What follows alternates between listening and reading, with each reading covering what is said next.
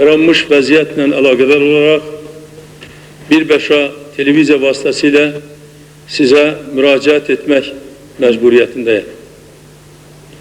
Dünən televiziya ilə xalqa müraciət edərək mən son günlər Azərbaycanda yaranmış gərgin vəziyyət haqqında məlumat verdim, öz mülahizələrimi bildirdim və Azərbaycan xalqını yaranmış vəziyyətdən çıxmaq üçün fəaliyyət göstərməyə dəvət etdim.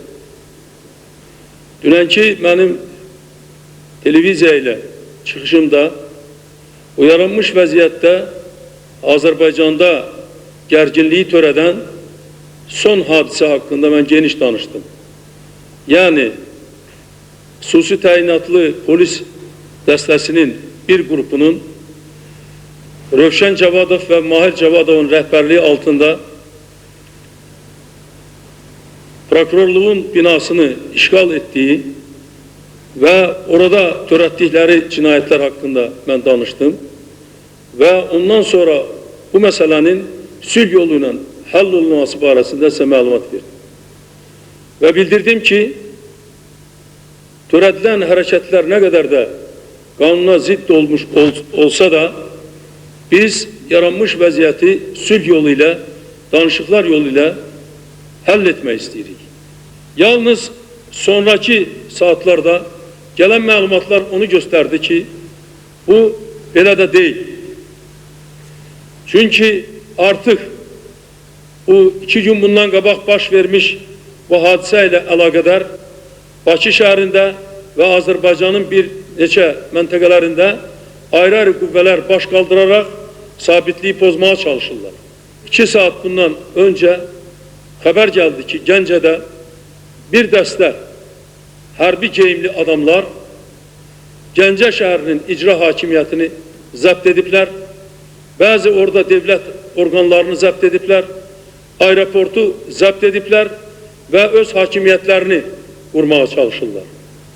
Bu dəstələrin kimə mənsub olduğu hələ məlum deyil. Mən baş nazir Sürət Hüseynovla əlaqəyə girdim və ona dedim ki, o Gəncə şəhərində onun bəzi hərbi qüvvələri var, şəxsən ona məxsus olan.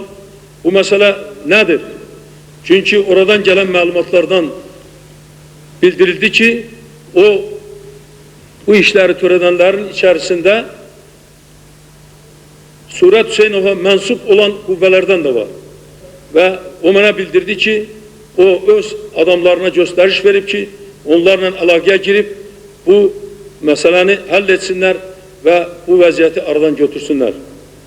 Ancaq sonra Gəncə ilə əlaqəyə girəndən sonra məlum oldu ki, o qüvvələr hamısı birləşiblər. Mən Sürət Hüseynovu əlaqə yenə də axtardım. Ancaq ondan sonra Sürət Hüseynovu mən tapa bilmədim.